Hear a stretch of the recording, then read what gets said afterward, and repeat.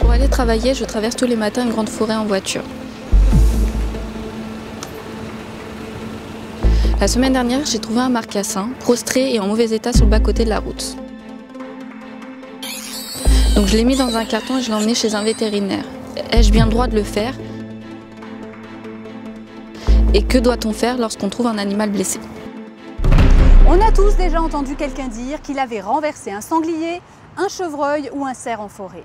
Cela arrive parfois la nuit car les animaux sont éblouis par les phares et, complètement aveuglés, surgissent paniqués et traversent la route.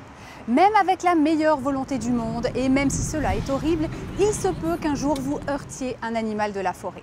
Si cela vous arrive, voici ce qu'il faut faire, sachant que l'important est d'être très réactif pour bien évidemment abréger les souffrances de l'animal. Premier cas.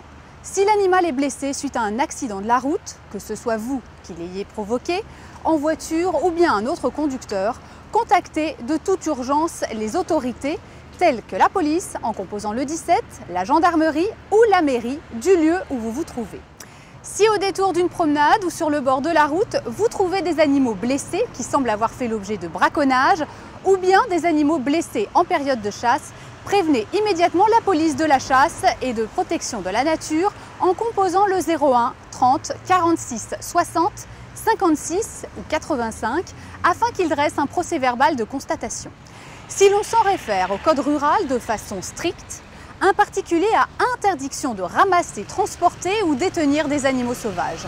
Mais heureusement, la loi tolère qu'en cas d'extrême urgence, c'est-à-dire s'il en va de la survie de l'animal, vous puissiez le transporter chez un vétérinaire ou dans un centre de sauvegarde tel que le CEDAF, situé à Maison-Alfort, en ayant pris soin d'en informer les autorités compétentes auparavant.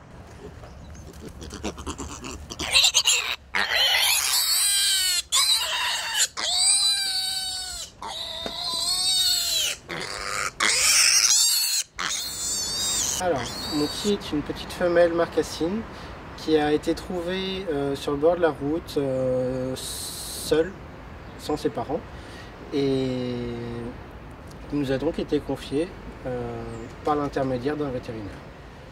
Monty pesait 1,8 kg, elle était en hypothermie, affamée, déshydratée. Et grâce à nos soins, maintenant, elle se porte très bien, elle court, elle joue. Et maintenant, elle pèse déjà 2,7 kg. Pour trouver le centre de sauvetage de la faune sauvage le plus proche de chez vous, connectez-vous sur uncs.chez.com, puis cliquez sur Urgence.